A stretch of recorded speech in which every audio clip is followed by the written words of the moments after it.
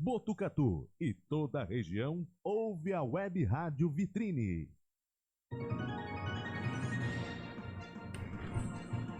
Olá, muito bom dia, amigos. Bom dia, ouvintes da nossa rádio, da nossa TV Vitrine. Terça-feira, olha aí, já estamos no ar ao vivo. Hoje aqui na parte da manhã, com muita satisfação, né? Estamos aqui trazendo hoje o nosso querido amigo, nosso querido doutor Otávio Barros. O doutor Otávio Barros, em comemoração ao mês das mulheres, né? Foi comemorado agora na semana passada. O doutor Otávio vem aqui para que a gente possa fazer um bate-papo, mas um bate-papo muito gostoso, né? Principalmente aí instruindo mulheres, passando muita mensagem aqui do que é a Lei Maria da Penha. São vários itens aqui, várias perguntas que a gente vai decorrendo do programa, a gente vai fazer para o doutor, e ele, com a sua grande maestria, vai nos dando um norte e nos respondendo, porque a gente tem várias, né? Durante a programação nossa normal, nós temos várias perguntas e muitas vezes os termos técnicos, vocês sabem que o velho que não sabe. Os termos técnicos aqui não, aqui o nosso é arroz e feijão mesmo, como a gente faz todo dia. Mas aqui hoje a gente vem trazendo um especialista, né? Direito da família, isso, né, doutor? Direito da família. Então vocês vão ter o prazer de estar recebendo aqui também, como eu estou tendo, receber o nosso querido amigo doutor Otávio Barros. Ele é advogado da família, hein? Faz pouco tempo, ele vai falar para vocês aqui. Bom, sem muita demora aqui, vamos pegar o bom dia aqui do nosso querido amigo doutor Otávio Barros. Doutor, muito bom dia, seja muito bem-vindo aqui na nossa rádio, na nossa TV Vitrine, e sempre é um grande prazer estar recebendo aqui o senhor, doutor Marquinho, né, que é um grande amigo aqui da casa já há tempos, e o senhor agora também fazendo parte da nossa família aqui. Seja bem-vindo, um bom dia. Bom dia, Valério, é um prazer e agradeço de início o convite. É uma satisfação estar aqui nos seus estúdios e poder colaborar com você, o seu ouvinte, o seu público, né? Com informações que creio eu que serão de ótima utilização no dia a dia, principalmente das mulheres em geral. É isso que é legal, tá vendo, pessoal? E o doutor, né, eu gostaria que o senhor, na área em que o senhor atua, eu gostaria que o senhor se apresentasse ao nosso público aqui, né? A especialidade do senhor hoje e quantos anos o senhor atua dentro da advocacia. Bom, Valério, eu sou advogado desde 1997, são 27 para 28 anos. Eu sou pós-graduado em Direito de Família, especializado nessa área, e atuo nesse ramo há mais de 25 anos, né? A gente tem uma banca de advogados em Botucatu e a minha especialidade seria essa. Olha aí, tá vendo, pessoal? Então, como eu disse, hoje a gente tem alguém aqui, né? Tem o doutor Otávio Barros, que vai nos passar várias informações legais, principalmente a mulher. Aqui hoje o nosso bate-papo é mais direcionado à mulher aí, comemorando assim o Dia Internacional da Mulher. São 9h07 aqui no estúdio e sem demora, né, pessoal? Sem delonga, aqui a gente não quer enrolar não. Vocês estão escutando um barulho aí, mas é lá do outro lado, lá do vizinho que tá com alguma serra mármore aí. É só por alguma entrevista no jornal, o pessoal aqui não perdoa não, viu, doutor? Eles não querem saber não. Ô, doutor, para nós começarmos o bate-papo, já que nós estamos aí no mês do dia que se comemora o Dia Internacional da Mulher, como surgiu o Dia Internacional das Mulheres? Então, ao contrário do que muitos pensam, a população imagina que seria uma data comemorativa simplesmente para que movesse o comércio, uma data que estimulasse o consumo. Não é, na verdade, essa data não é criada pelo comércio. O que acontece é o seguinte, a mulher, desde o início dos tempos, ela sempre se colocou num lugar inferiorizado em relação ao homem, né? Porque o regime da humanidade em geral sempre foi patriarcal. Isso desde os primórdios do tempo, o homem tinha a mulher como um objeto, ou a mulher até mesmo como uma pessoa inferiorizada dentro da própria família. E isso, ao longo dos anos, foi ocorrendo diversas oportunidades das mulheres tentarem conquistar um espaço dentro da sociedade, mesmo nos tempos proporcionais no passado. Mas a data ganhou muita força lá em 1917, quando o mundo estava na Primeira Guerra Mundial, e naquela oportunidade começou a surgir diversos conflitos de motins de mulheres na Alemanha, na Inglaterra, nos Estados Unidos, mas foi na Rússia, em 1917, que as mulheres realmente se rebelaram de uma maneira muito forte, porque os maridos estavam na guerra, na Primeira Guerra Mundial, elas queriam o fim da guerra e também queriam ter oportunidade de ingressar no mercado de trabalho e poder ter um salário e conquistar uma forma de renda que pudesse ajudar no seu sustento. Enfim, essa data foi se promulgando, ocorreram diversas manifestações das mulheres em busca desse espaço na sociedade ao longo de tantos anos, né, da existência da humanidade, mas só a partir de 8 de março, lá de 1917, é que essa data passou a ser comemorada como um dia de luta da mulher na busca de um espaço dela em condições de igualdade de gênero com o homem. Né? E isso demorou muito, viu, Valério, para que chegasse a ter uma promulgação mundial, porque só em 1975 é que a ONU reconheceu essa data como um Dia Internacional da Mulher.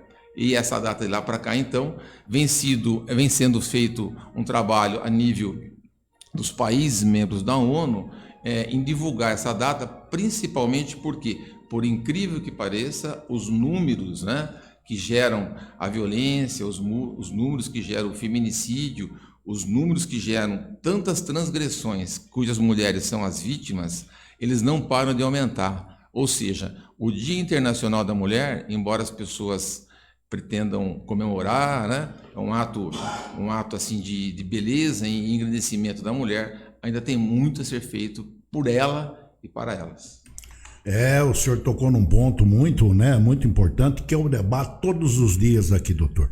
Essa violência desenfreada contra mulheres, contra idosos, contra crianças, tem a lei aí Maria da Penha, tem um monte de coisa que o senhor vai nos explanar aqui, mas infelizmente eu acho que quem está aí para fazer leis abandonou, porque veja bem, hoje eles estão preocupados em ver se vai poder liberar a maconha, se vai poder ter para consumo, para isso, mas eu não vejo nenhum dos governantes, os ditos fazedores de lei, sentar para ver se resolve isso aqui. Tendo essa lei Maria da Penha, que é fantástica, mas como que pode estar um agente, um polícia na porta de cada mulher? Porque quando ela vai, não sei se o senhor concorda comigo, mas quando essa mulher vai e ela faz um boletim de ocorrência e ela faz uma denúncia, a hora que o sujeito recebe a intimação, 1 dia, 2 dias depois ela está morta. O senhor concorda?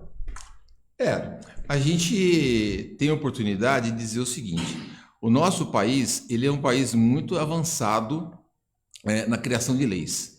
A Lei Maria da Penha mesmo é uma inovação no mundo jurídico internacional, é um país privilegiado, nós temos uma legislação específica para esse assunto, ou seja, a lei foi feita, a lei foi criada, o cumprimento dela também é feito. Nós vamos entrar no assunto daqui a pouco, onde eu vou te reportar que realmente são presos os agressores, muitos são condenados, mas o problema da sociedade é que essa conduta do cidadão em achar ainda a mulher como inferior fisicamente, psicologicamente, moralmente, leva esse mau homem, esse agressor, a continuar reincidindo. Ele acha que é dono. Ele acha que ele é dono, ele acha que ele pode fazer o que ele bem entende, muitas vezes ele reitera a violência, mesmo já estando intimado que existe contra ele em seu desfavor uma medida protetiva, ele acaba reincidindo nessa agressão, mas eu posso te afirmar que, falando a título de Botucatu, por exemplo, as pessoas agressoras são presas. Existe um número significativo de agressores que são presos e condenados. Então, a lei ela existe. O problema está na sociedade, no modo ainda que o homem entende que a mulher está submissa às suas próprias vontades, Bem dito, concordo plenamente com o senhor sobre essa questão. Infelizmente, eu acho que os governantes deveriam olhar mais para essa lei Maria da Penha, que ela fosse mais seguida, que ela fosse mais enérgica em cima desses agressores. Porque a partir da primeira denúncia, muitas vezes, 99% das vezes que eu recebo aqui, doutor, esse cara ele vai voltar a agredir a mulher. Ele vai voltar a cometer alguma coisa com ela. Então, se na primeira denúncia, essa lei, usando a Lei Maria da Penha, ele, como o senhor relatou, que aqui em Botucatu se faz ainda, porque nos outros lugares que a gente vê aí, muitos lugares não tomam atitude. Mal recebe o boletim, o cara recebe a intimação, ou no mesmo dia, no outro dia, ele já matou a mulher. E aqui em Botucatu, por enquanto, graças a Deus, a gente não tem esse tipo de relato. Como o senhor acabou de nos informar, que tem muitos presos já. É isso que deveria ser feito para que não ocorresse o pior lá na frente, né? Porque a gente sabe que a partir do momento, como o senhor disse, ele se sente dono. Ele se sentiu acuado porque ele recebeu uma intimação, ele pode ser preso, aí ele vai e comete o crime. Infelizmente. E o senhor falando aí, né, do Dia Internacional da Mulher, e aqui no Brasil, doutor, quando que as mulheres passaram a ter os direitos iguais aos homens? Então, Valério, é uma pergunta interessante, porque você veja bem, se nós partirmos do princípio que a mulher, ela existe na humanidade desde o mesmo tempo do homem, né, ela deveria ter essa igualdade de gênero estabelecida já há séculos, né? E não agora. Mas especificamente no nosso país, trazendo os assuntos para um tema mais próximo da nossa realidade, só em 1988, com a nossa promulgação da Constituição da República, né? A nossa Carta-Mãe, a nossa Carta Magna, a lei maior do nosso país, foi determinado, né, em um artigo próprio que todos são iguais perante a lei. E ali houve a igualdade da mulher poder ser chamada de realmente ter os mesmos direitos, né? Até então, para você ver que absurdo que a sociedade patriarcal trazia, da época lá do Império, da época do início da República, a mulher não podia nem votar. Você já pensou? A mulher não votava, a mulher não podia comprar um imóvel, a mulher não poderia adquirir um bem se fosse casada, porque era o marido que tinha esse poder, né? Então é um poder patriarcal que vem com o tempo e que só agora, em 1988, a nossa República conseguiu, com a Constituição, dar oportunidade às mulheres terem os mesmos direitos. Então, a partir de 1988, no Brasil, surgiu essa igualdade, vamos dizer assim, né, de direitos. É uma coisa muito interessante, né? Porque, veja bem, como o senhor disse muito bem, esse daí era aquele sentido de poder, né, doutor? Lá atrás, quem manda aqui sou eu, pronto, e acabou. Você é submissa. Eu não vou falar que era, porque vinha de tradições. Mas, na minha época de moleque, né, que já faz um tempinho, com meu avô e com a minha avó tinha que ficar dentro de casa. Ela não podia trabalhar na rua. O meu avô não aceitava. Depois de passados uns anos, né, que os filhos foram crescendo, não sei o que lá, aí a mentalidade dele mudou um pouquinho, mas não permitia que ela trabalhasse fora. Aí o que ela passou a fazer? Ela passou a lavar roupa em casa para ajudar no orçamento. Não que ele gostasse, ele não gostava, ele não queria. Aí veio as filhas, foram crescendo para que elas trabalhassem fora. Foi duro, hein? Não foi fácil, ele também não autorizava. São coisas que a gente recorda, né, que cabe bem no que o senhor acabou de relatar aí. Infelizmente, a coisa era bem assim mesmo. E hoje, doutor, qual é o espaço que a mulher ocupa na nossa sociedade brasileira? Valério, houve uma alteração significativa nos últimos anos, né? Vai até na contramão do que você expôs a respeito da sua avó, que você citou o exemplo, né? Hoje a mulher, ela tem uma reconhecida capacidade, né, muito grande, e nós temos exemplos na sociedade de mulheres que trabalham na medicina, né, grandes médicas no nosso país.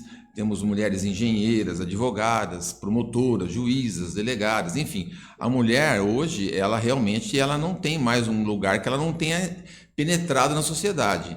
De uma forma ou de outra, é um espaço que ela conquistou com a sua capacidade, com o seu direito de igualdade, e hoje nós temos diversas empresas que são gerenciadas por mulheres, empresárias, comerciantes, enfim. A mulher hoje, ela realmente se sobressai, e digo mais para você, ela tem a tendência até de, como é uma população maior que a de homens no país, né, um pouquinho maior, ela vai ocupar o espaço dos homens sem a menor sombra de dúvida, porque ela tem a mesma capacidade, e às vezes até mais, né? Sem dúvida. E com certeza hoje a mulher, hoje ela está envolvida em todos os ramos da sociedade, né? Atividades profissionais, esportivas. A gente tem que reconhecer que elas têm um espaço que conquistaram, né? E que eu penso que só vão evoluir mais. Eu não tenho dúvida disso que o senhor está falando, e a gente concorda, eu principalmente concordo muito, porque a gente vê, são todos os setores que hoje empregam, né, que nem aqui no nosso caso aqui, no Sindicato do Comércio.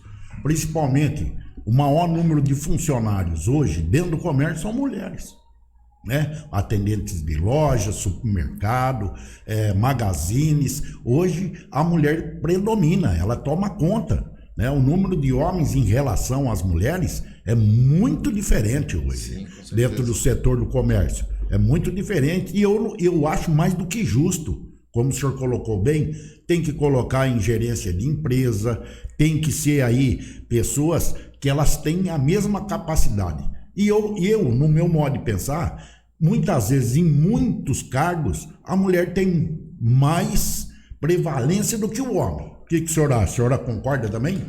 Sim, eu também concordo, porque você veja, nós temos mulheres nas Forças Armadas, nas forças de segurança, porque ela tem uma utilidade ímpar nesse espaço que sem ela dúvida. Conquistou, né?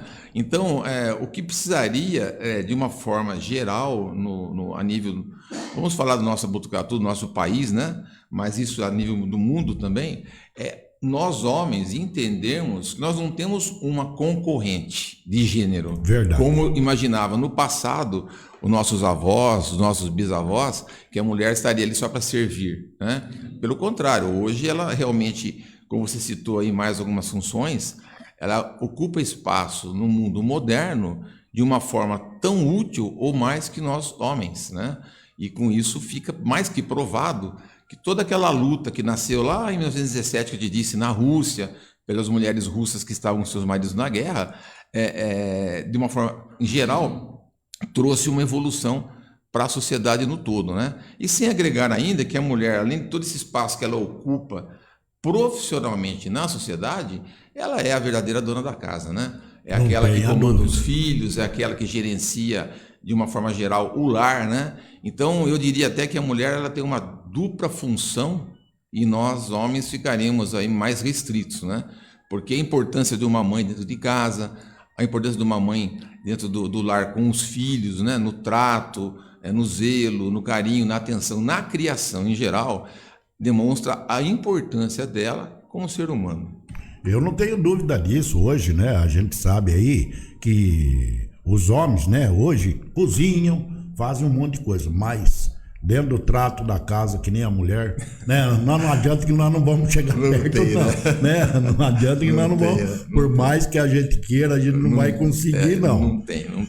Olha aí, são 9h22, nós são centenas de pessoas conectadas aqui. Quero agradecer de coração a todos vocês aí pela grande audiência, e hoje a gente tem uma grata satisfação em estar recebendo aqui em nosso estúdio o Dr. Otávio Barros. Olha aí, bacana, hein? Falando aí em comemoração, né, ao Dia Internacional da Mulher, e hoje a gente trouxe ele para explanar. São vários assuntos aqui que a gente está falando, principalmente direcionado à mulher, porque a gente sabe que a mulher, como a gente está dizendo aqui, batendo papo, a gente sabe que ela ocupa vários lugares na sociedade, e eu acho que ainda é muito pouco, que tem que ser mais, tem que ter mais lugares ainda para a mulher.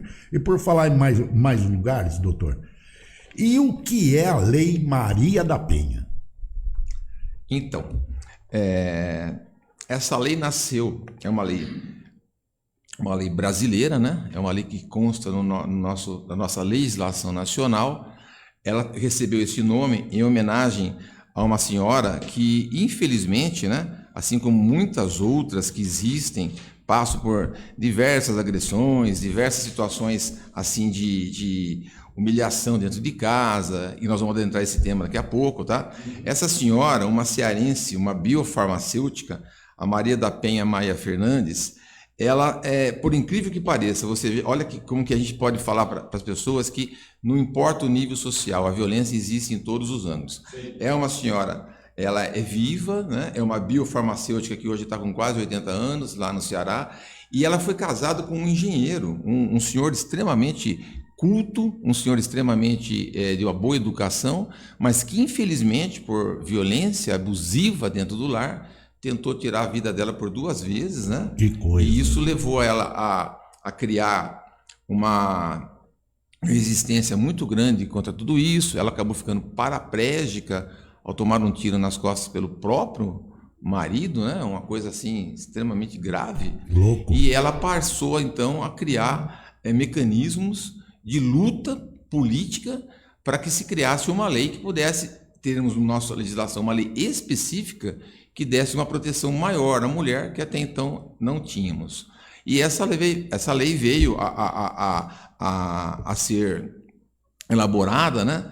E chegou ao Congresso, foi aprovada, e essa lei está em vigor hoje, a Lei 11.340, a Lei Maria da Penha, ela ganhou esse apelido, esse nome, né? Em homenagem a ela mesma, Maria da Penha, lá em 7 de agosto de 2006, quando ela foi promulgada. Essa lei entrou em vigor para trazer mais mecanismos para que a justiça e as autoridades policiais possam, de uma forma mais célere, tentar punir o agressor das mulheres vítimas de qualquer tipo de crime. E como a gente pode ver aí, né, como o doutor acabou de falar, é uma coisa que a gente ainda até hoje assusta. Como a gente logo no comecinho, no início do nosso bate-papo aqui, eu relatei aqui que são todos os dias. Todos os dias a gente recebe notícia, recebe informação de mulher agredida, de mulher estuprada, de violentada, né? Aí ainda mais quando ela faz aí o boletim de ocorrência, na sua maioria das vezes aí, o final é trágico para essa mulher, infelizmente. Mas eu acredito ainda, a gente tem fé que uma hora aí os governantes, os ditos fazedores de leis, possam, né, sentar e achar um bom termo para que isso não aconteça mais. As leis teriam que ser mais enérgicas no meu modo de pensar.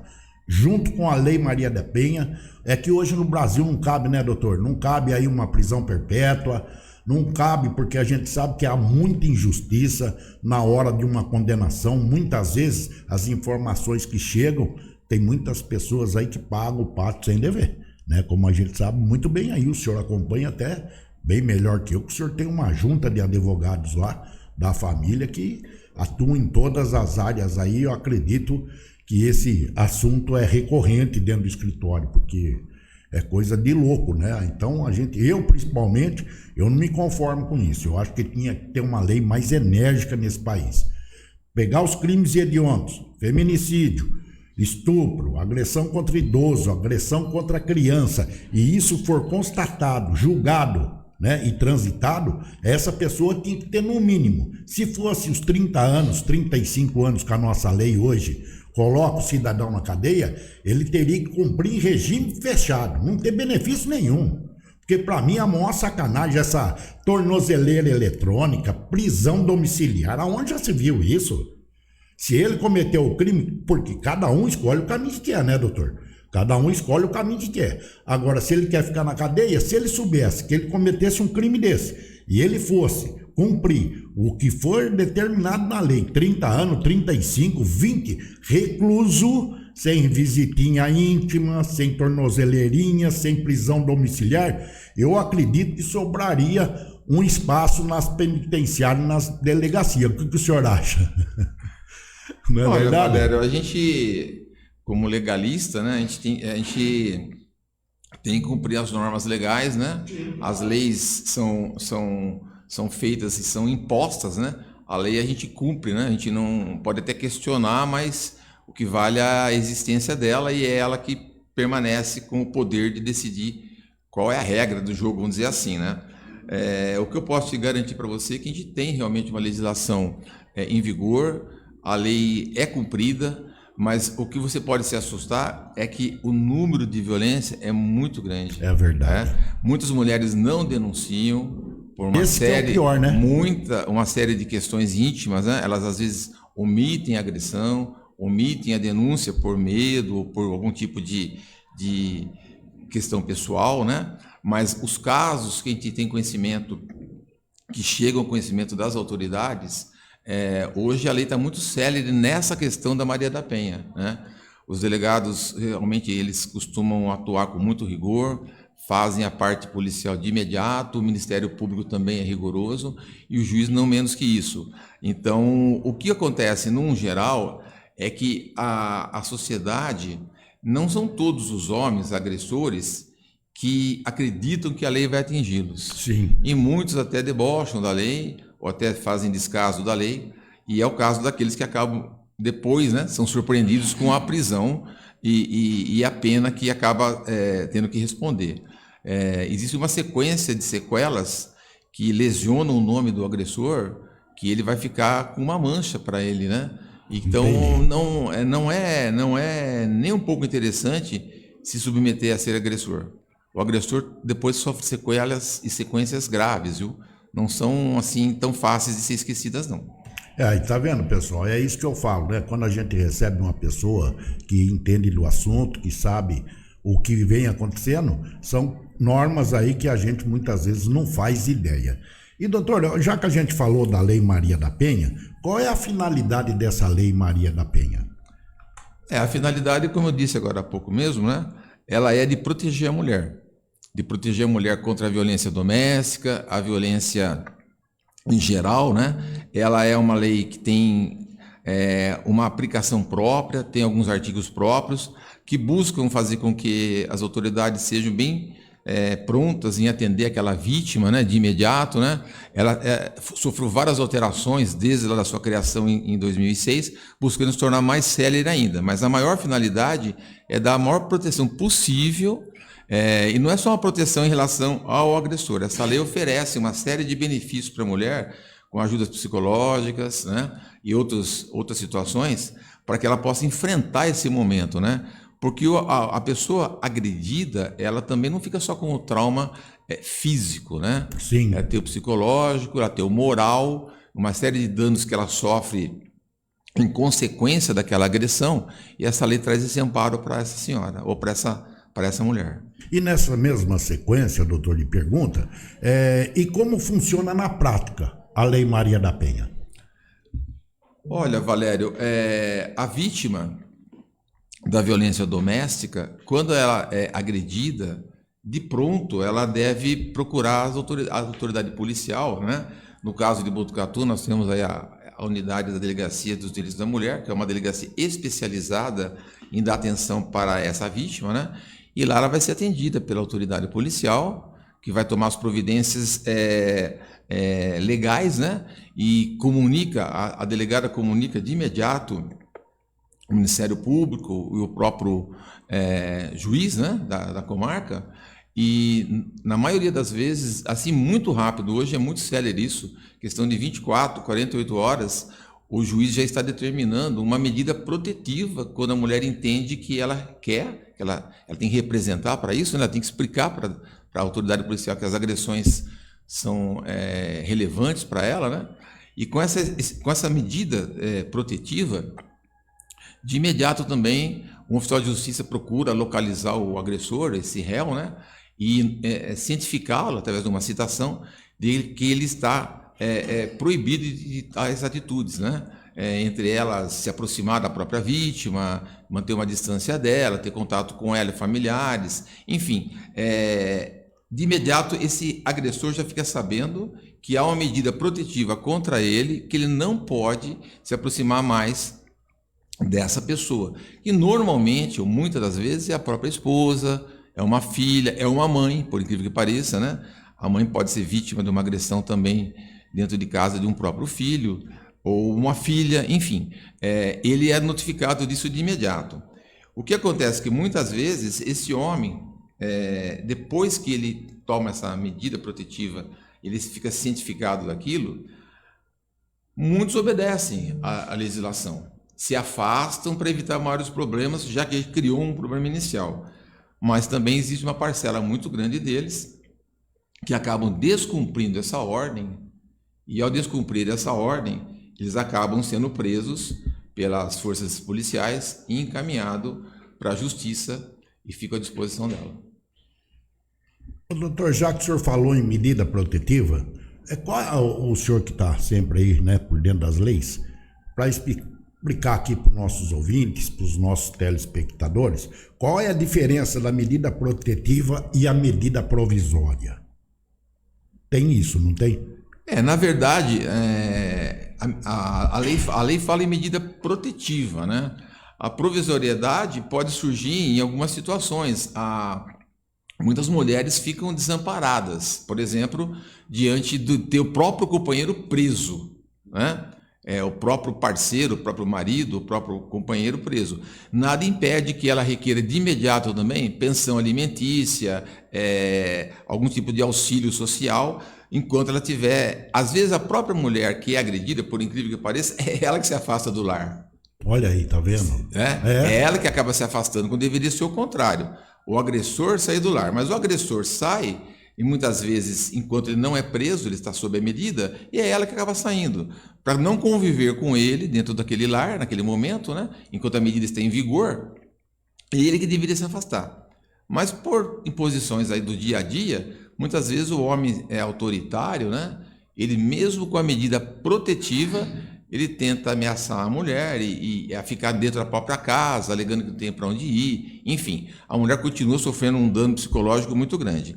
Mas a medida correta a ser tomada, que é aquela que está na lei, que é aquela que o delegado geralmente requer ao Ministério Público e o promotor concordando também, ele vai manter esse pedido para que o juiz determine, é a medida protetiva, de proteção àquela vítima de agressão, para que ela fique, no mínimo, afastada do convívio com o agressor, enquanto os fatos são apurados. Tá vendo que legal? Olha aí, pessoal, são 9h36. Tem muita gente conectada aqui, muita gente parabenizando o doutor Otávio, né? Dizendo que é um grande atleta. Quem não conhece o doutor Otávio aqui, tem muita gente dizendo que é um grande atleta, que Botucatu inteiro conhece a família Barros aí, sem dúvida nenhuma. Muita gente aqui parabenizando, doutor. O senhor mandando um bom dia aí, né? O Júlio, tem a Maria, tem a Inês, tem o Roberto, tem o José, muitas pessoas aqui parabenizando o senhor aqui pela explicação, né? E pelo grande bate-papo aqui junto conosco aqui na nossa rádio e na nossa TV Vitrine. Agora, como eu disse, são 9h36. Olha aqui, o José tá mandando uma pergunta aqui no meu particular. Doutor Otávio, como é que é feito, né? Como que se chega ao valor para que o cara não seja preso? O que ele quis dizer, que como que é a hora que vai pagar a fiança? Por que é estipulado uma fiança? E como que se chega nesse valor? Eu não sei se o doutor está por dentro disso, gente. Na verdade, essa questão da fiança é uma questão que ela é arbitrada, né? Pelo juízo, e essas determinações cabem mais às autoridades policiais, né? Isso aí é o delegado de polícia, quando ele está autuando, né? Porque a agressão, ela pode ser dada e ter uma prisão em flagrante. A autoridade policial pode surpreender o agressor no momento da agressão, ele é preso em flagrante, que é uma circunstância judicial diferente de ele ser preso preventivamente depois, numa medida definida pela justiça, após os fatos, né? Digamos que a mulher vai até a delegacia, ela faz o registro da ocorrência, ela é entrevistada pela delegada, ela se submete a exames de corpo de delito, que fazem as provas materiais que ela foi vítima das agressões, ela recebe todo um trabalho da parte psicológica das autoridades, né? Nesses casos aí, a mulher está sob uma situação onde ela foi agredida e o agressor evadiu-se, ou o agressor não está mais no local, né? Ou até sai da região, o que impossibilita que a força policial faça a prisão em flagrante. No caso onde acontece também da polícia chegar no momento, né, da força policial chegar no momento e surpreender a agressão, aí ele é preso em flagrante. Aí esse flagrante é lavrado pela autoridade policial, o delegado de polícia, no nosso caso, a nossa cidade, que é uma cidade até abençoada, né? Nós temos uma delegacia dos direitos da mulher. Eu falo em abençoada porque a Delegacia dos Direitos da Mulher, infelizmente, nós teríamos que ter uma em cada município do país. Não tenho dúvida. Não temos. Não temos. O nosso país é continental, tem quase 6 mil municípios, né? Então as delegacias, muitas vezes, elas são centralizadas em cidades maiores, né? Há municípios muito pequenos no país que até mesmo uma unidade policial não tem assim de pronto. Mas nós temos, em Botucatu tem a Delegacia da Mulher, muito bem estruturada aí pelo Estado, e a delegada lá, então, ao entender que houve o flagrante, né? Ela pode arbitrar a fiança, ou muitas vezes o próprio juiz também. Mas a questão do valor é muito relativo também nas condições da vida pregressa do réu, né? Não dá para você arbitrar uma fiança de 10 milhões de reais para quem ganha um salário mínimo, claro, né? Claro. E não dá para você também arbitrar uma fiança de um salário mínimo para quem ganha 10 milhões de reais. Então as autoridades têm uma dosimetria que elas definem, né? Muitas vezes baseado em lei específica, né? Essa parte é uma parte mais ligada a delegados de polícia, né? A autoridade policial, mas é possível sim que haja uma cautela financeira de fiança provisória nos autos. Doutor, eu vou falar uma coisa bem sincera pro senhor, viu? O senhor me conhece tudo.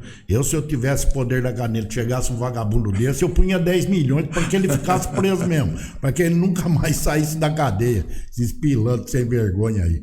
Olha, muita gente, o José aqui, batendo palma pro senhor aqui, agradecendo pela resposta aí, e, né, a gente sabe que muitas vezes tem certas perguntas que vão cair aqui, muitas vezes o doutor aí não é a especialidade deles, hein, gente? Eu sei que ele responde, mas tem que trazer o doutor Marquinhos, depois tem que trazer o outro filho dele, e aí a gente vai fazendo aquele bate-papo com o escritório todo lá. Doutor, então, como o senhor já disse aí como funciona, o que acontece com um homem que é denunciado como agressor desta mulher? O que ele vem a sofrer de sanção? O caminho que acontece com ele primeiro a autoridade policial tem que tomar conhecimento da agressão, né? Aquilo que eu havia colocado agora há pouco, que a vítima ela tem que levar o fato ao registro público, né? Ao boletim de ocorrência, para que a polícia possa tomar iniciativas iniciais que a lei determina.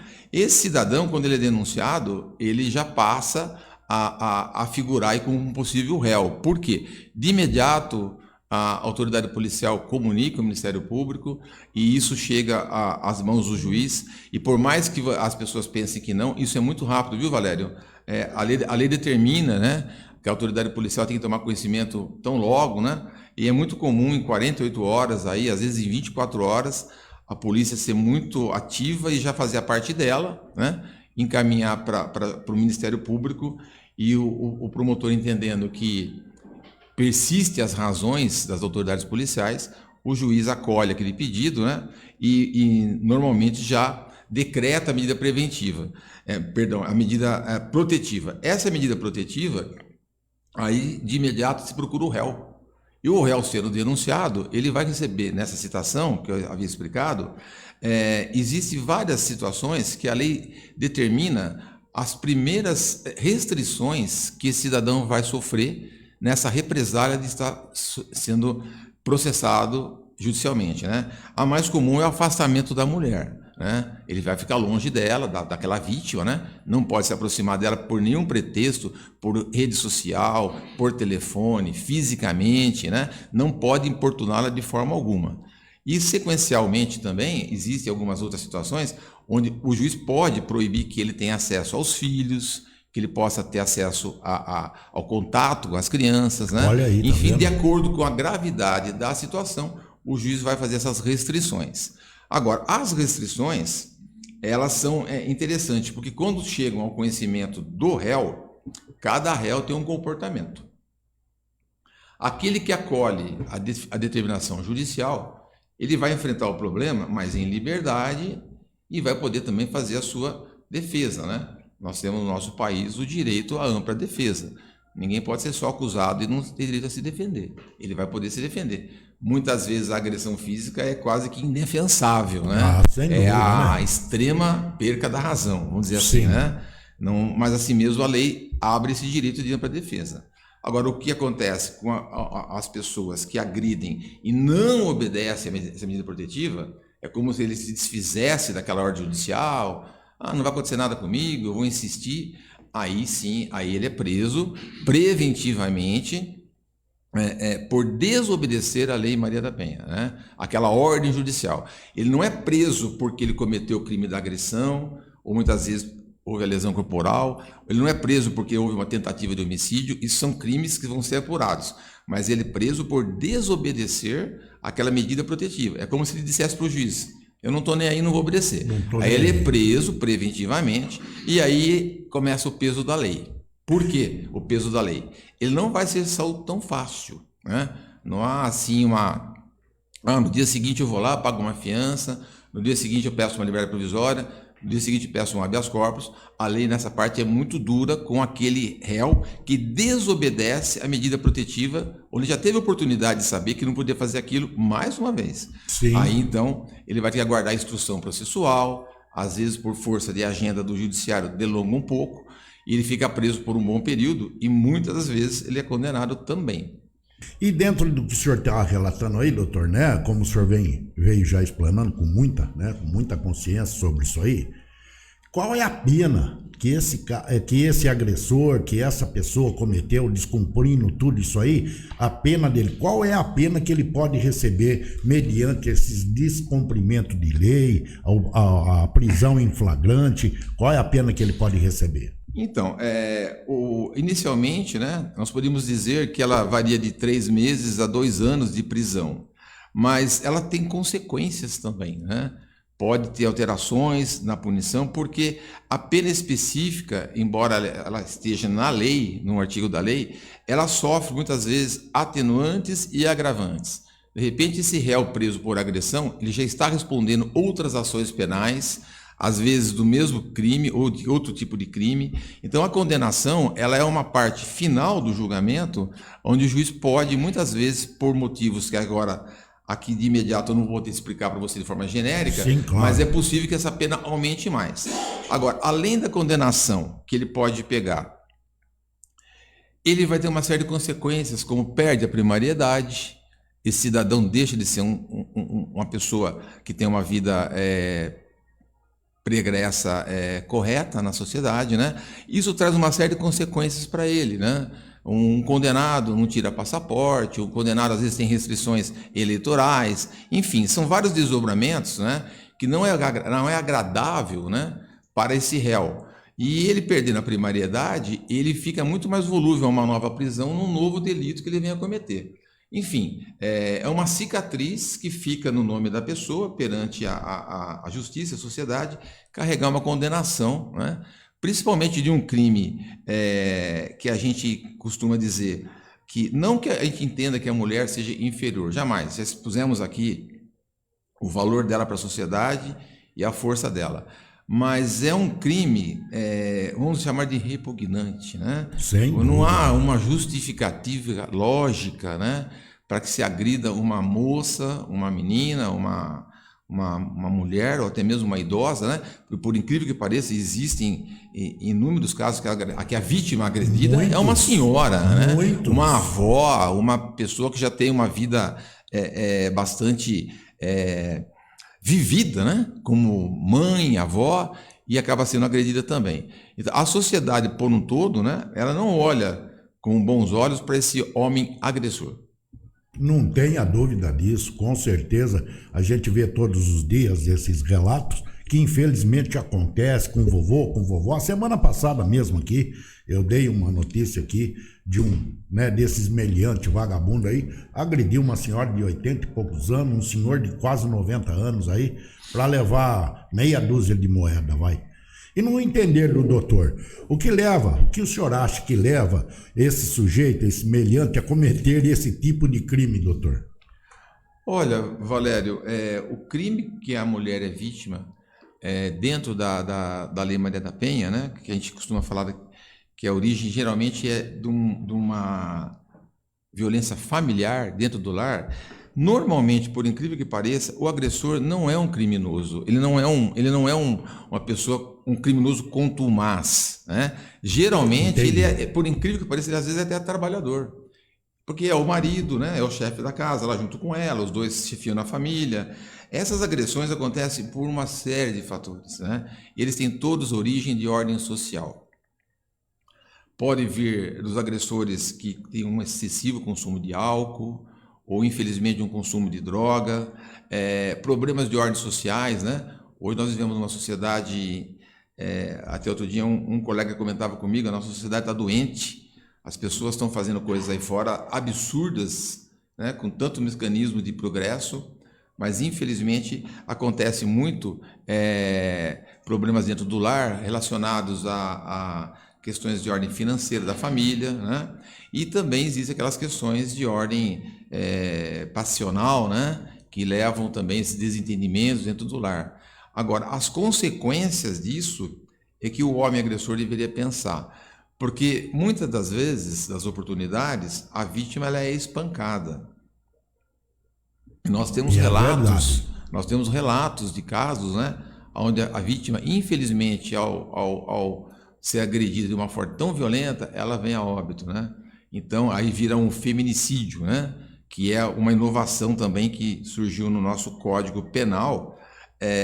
A partir de 2015, houve uma alteração no Código Penal, surgiu um artigo novo, né? Um inciso novo na lei, lá no artigo 121, que fala dos homicídios, né? Surgiu um homicídio específico, que é o feminicídio, que é aquele cuja vítima é a mulher. Mas a maior parte das pessoas que são agredidas são desentendimentos internos no lar, de conflitos familiares mesmo, né?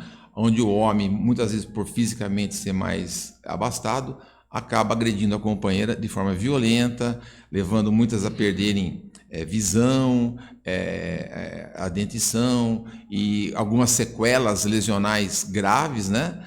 E fora a parte moral, psicológica, psiquiátrica, e também existe a violência sexual, né? Que essa seria a mais grave, né? Mais grave. Porque é muito importante o homem saber, o companheiro, o marido, o esposo, que não é porque ele tem uma esposa em casa, ele tem uma companheira, que ele pode violentá-la sexualmente.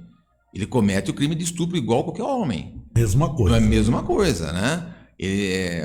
Um homem, o marido estuprar a mulher é possível? É possível. Não há em se dizer em crime, não há em se dizer em ato sexual forçado, obrigado, que não seja crime, né?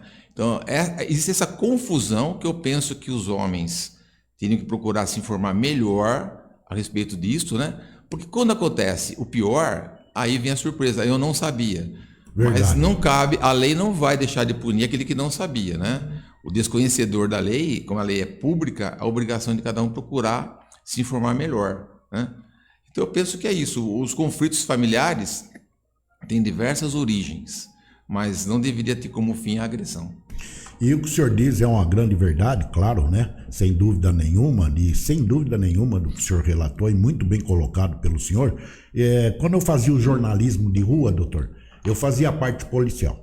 Então, né, na época acontece, eu e o Kiko, eu fazia o trabalho de rua. Eu ia fotografar, ia pegar os detalhes.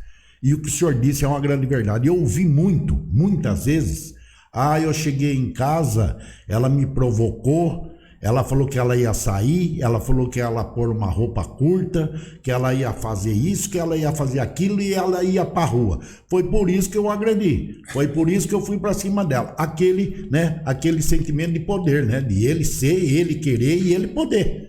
Então, já que ela disse que ela afrontou, ele dizia, ela me afrontou, que ela ia pra rua, ela ia pro bar, ela ia tomar cerveja com as amigas, ela ia fazer isso e aquilo. E continua naquela ignorância, né? Que não tem a conversa, né, doutor?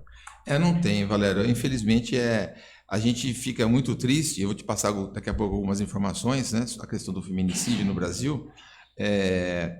A convivência, até uma coisa interessante, a gente costuma muito falar isso para as pessoas, e alguns dão risada, outros até levam na brincadeira, outros se surpreendem, mas o marido e a mulher, eles não são parentes, né? É verdade. Não são parentes. Não são. Eles são oriundos de linhas consanguíneas distintas, né?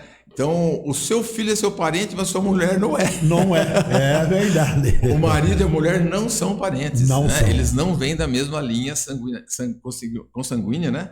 E não vêm da mesma árvore genealógica para fins de direito hereditário, sucessório. Enfim, são duas pessoas que se uniram, fizeram um contrato Esse contrato pode ser informal ou pode ser formal, que é o casamento, né? E passam a viver juntos e constituem uma família.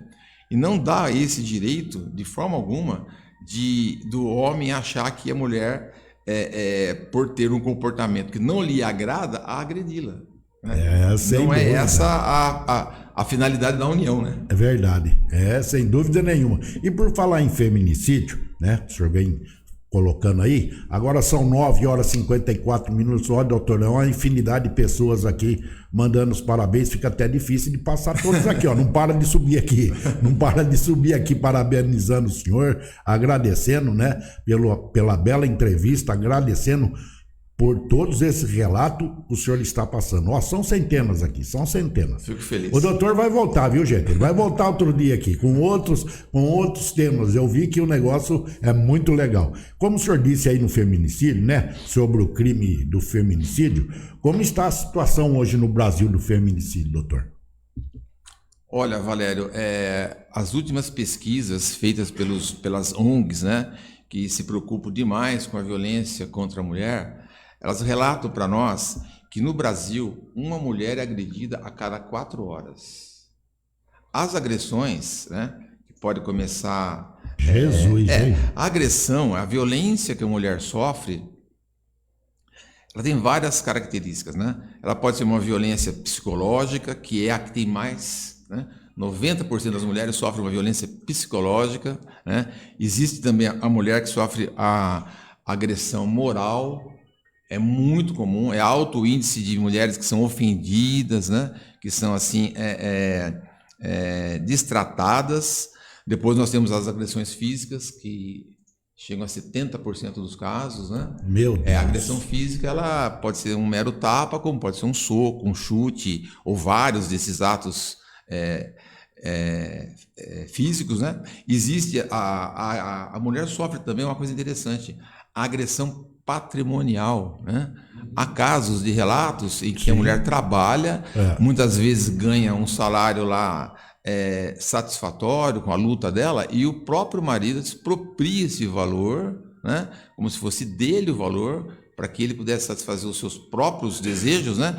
Esquecendo que aquele valor chega ao lar para se somar ao dele para a família, né? É para um consumo familiar essa renda. A mulher não vai trabalhar fora de casa para trazer o dinheiro para dar para o marido. Ela vai trazer um dinheiro que é dela, né? Ela tem justo direito de consumir esse valor nos gastos dela, da família, da maneira que ela entender. A administração do salário da mulher é dela, né? Se ela é independente, se ela é uma pessoa que tem a própria renda, mais justo que ela defina o que vai ser feito com esse valor, muitas vezes em comum acordo com o companheiro, mas muitas vezes sofre violência também patrimonial.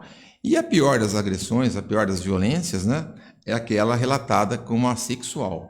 De cada 10 casos, 3, 4 são de ordem sexual, que a gente ouve relatos das vítimas também, que retratam para a gente que sofrem um prejuízo psicológico praticamente inesquecível, né? E hoje, o nosso país, de 2023 para cá, para você ter uma ideia, o ano passado nós tivemos 1.400, aproximadamente 1.400 feminicídios no Brasil. Ou seja, foram registrados pelas autoridades policiais, né? 1.400 mulheres perderam a vida por conta da agressão do companheiro, do parceiro, do marido.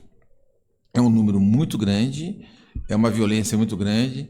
São Paulo é um estado que tem um alto índice de violência, o Rio de Janeiro também, e sobressai alguns estados do Nordeste, né, onde a mulher é vítima dessa situação.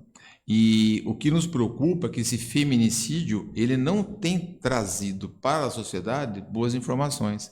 O que esperávamos com a lei? Que esse índice fosse cair. Sim. E ao contrário, o índice vem aumentando e trazendo mais prejuízo para a sociedade com pessoas que são vítimas do crime de feminicídio. E, infelizmente, esse número aumenta e as forças policiais trabalham, as autoridades fazem leis, mas o que tem de que mudar é o comportamento do ser humano, do homem, né, que é o grande agressor. Então, e nós estamos falando do feminicídio, que é um crime que em 2015 ele entrou no Código Penal, porque a pena dele é rigorosa. Se você imaginar que a pessoa comete esse crime, ela pode ficar até 30 anos presa, você vai trocar 30 anos da sua liberdade para cometer um crime desse, né? Então, é a extrema perca da razão do ser humano que leva a fazer esse absurdo crime do feminicídio. E a gente sabe que, por incrível que pareça também, às vezes a gente escuta críticas positivas e negativas, né? Existe no nosso país muitas organizações não governamentais que trabalham com essa situação, que querem ajudar o governo a evitar que esse índice seja tão alto, né? É promulgado campanhas, projetos na busca que isso não aconteça dessa forma tão forte como vem acontecendo. E nós temos essa marca, infelizmente, alta de crimes contra a mulher atualmente no país. Tá vendo, pessoal? A coisa aí é bastante complicada, como o doutor colocou aqui. Tem muita situação que muitas vezes a pessoa, além dela ser desinformada, né, ela faz certos pensamentos que não vêm ao caso bater de frente com o que é a realidade da lei. E por falar em realidade da lei, doutor, o Luiz Alberto aqui mandou uma pergunta pro senhor aqui. Não sei se o doutor, é claro que é um advogado, né? Mas é bom, se ele pergunta isso para mim, eu já ia descer o pau aqui. Com o doutor eu garanto que ele vai pegar mais leve. Mas se é para mim a pergunta, bom, o que o senhor acha? Ai. O pessoal me segue aqui mesmo, porque eles já fizeram para me provocar aqui, doutor. O que o senhor acha sobre a atuação dos direitos humanos no Brasil? Olha, eu não sei se... Eu não entendi muito bem a pergunta dele. Se é a atuação dos órgãos... É a atuação do órgão dos direitos humanos. Ele colocou aqui, eu não falei tudo para ver qual ia ser a resposta do senhor, porque ele colocou aqui, o que o senhor acha da atuação, né, do órgão dos direitos humanos em relação a bandido, porque só defende bandido, ele pôs aqui. Eu primeiro fico feliz com a participação do ouvinte, como é que ele chama? Ai, cadê? Aqui, já até sumiu de tanto que passa aqui. Zé Luiz, acho que era o Zé Luiz, eu não sei. Então, esse ouvinte, né? Os direitos humanos, ele é tido da seguinte forma. Quando você fala em direitos humanos, que a gente também segue todas as normas e os acordos internacionais, né, que são os órgãos mundiais que cuidam dessa situação, principalmente a ONU, os direitos humanos, ele não foi feito para defender A, B, C ou D, ele foi feito para defender o humano, né? E não é diferente de você falar, eu vou defender o bandido, eu vou defender o agressor, eu vou defender a vítima. Mas é o que a gente não vê aqui no Brasil, hein, doutor? O que acontece muito é o seguinte, quando acontece a agressão, e a pessoa que é vítima se sente agredida, talvez ele queira dizer aí, em termos de agressões, não sei se eu vou interpretar a pergunta dele como se a pessoa foi vítima de força policial, ou se foi vítima de... Não, pelo que ele relatou aqui foi por bandido. O bandido, quando ele comete um crime. Por que os direitos humanos vai correndo, chega primeiro que ele lá na cadeia, o direito humano está lá para defender ele e não vai na casa de quem foi agredido. Realmente isso aí é uma questão de uma pergunta bem oportuna, porque as pessoas que sofrem as restrições aos direitos de liberdade, isso que talvez o ouvinte tenha que entender. Quem comete um crime que a lei, a justiça não consegue no dia seguinte ao fato já dar a sentença. Então vamos entender assim, da data do crime até a sentença existe um lapso temporal. Sim. Nesse intermédio, esse preso, se preso for, ele está numa situação de preso provisório. Ele fica numa casa de detenção, né, no nosso sistema prisional, aguardando um julgamento. Perfeito. Tá? Ele cometeu um crime contra algum cidadão. Foi lá e cometeu um delito, um assalto, vamos dizer assim. Tá? Só que enquanto ele está preso, o Estado tem por obrigação, porque isso é norma, está na Constituição, não tem como o Estado fazer o contrário, ele tem que ficar preso, ele tem que ser alimentado, ele tem que ter no mínimo de dignidade para sobreviver, e aguardar essa decisão judicial, porque muitas das vezes também, Valério, o preso ele acaba sendo absolvido depois, ou por falta de provas, ou porque ele é inocente. Então não dá para a gente também decidir de imediato o motivo da prisão dele, se ele realmente é o culpado ou não. A lei vai definir isso numa sentença. Agora, os direitos humanos, realmente, eu entendo a pergunta dele. A sociedade devia se preocupar primeiro com a vítima. Qual o estado da vítima? Perfeito. Recebeu assistência médica, a vítima está reintegrada à sociedade, a vítima precisa de tratamento psicológico, psiquiátrico, moral, enfim. Talvez a pergunta dele é oportuna, porque a maior vítima do fato é a própria vítima do crime. Então, ela deveria ter uma atenção especial do Estado. Concordo. Mas essa atenção especial que ela tem que ter, que ela deveria ser a primeira a ser socorrida, a primeira a ser atendida, a primeira a ser acolhida, não impede que o preso encarcerado que vai se submeter a um julgamento criminal também seja tratado com dignidade. Porque ficaria uma situação bastante atípica se, porque ele cometeu um crime ou está sendo acusado, nós já partimos como nos tempos dos primórdios, né? Por linchamento, claro, para a extinção da vida dele, que nós podemos estar cometendo um engano de matar um inocente ou condenar um inocente. Agora, realmente assiste razão a pergunta do ouvinte, porque eu também entendo, assim como ele, que os direitos humanos deveriam dar toda a atenção de início para a vítima. Eu também concordo. Para a vítima. Eu concordo com isso, né? Muito bem colocado. O Zé Luiz aqui está parabenizando pela resposta. Pessoal, aqui fica atento, viu, doutor? O que tem de pergunta aqui? Só que não vai dar tempo, porque o doutor ele tem o dia corrido, viu, gente? Pensa não, ele tem muita atividade aí, e não é brincadeira não, ó, né? A gente nesse bate-papo, como é gostoso, né? Com pessoas que a gente gosta de receber, ó, são 10 horas e 5 minutos. Já se passaram 1 hora aqui desse bate-papo muito gostoso aqui, e tem centenas de perguntas aqui, fora os cumprimentos, viu, doutor? Muito obrigado. Está recebendo aqui um monte de cumprimento, o senhor, doutor Marcos, muito citado aqui também, o outro filho do senhor também, o Otávio Júnior, né? Otávio Júnior. A doutora Ana Carolina também, da minha Ana equipe. Carolina, aí, ó, tá vendo? É família unida dentro de um escritório, trabalham todos juntos lá. Então, o pessoal aqui parabenizando, né, o senhor pelo belo bate-papo, pela bela entrevista aqui. 10 horas 6 minutos. Doutor, eu sei que o dia do senhor é corrido, o senhor tem muito a fazer, então eu gostaria de deixar os microfones aí da nossa rádio, da nossa TV, para que se o senhor quiser falar sobre mais algum assunto, ou então as suas despedidas finais.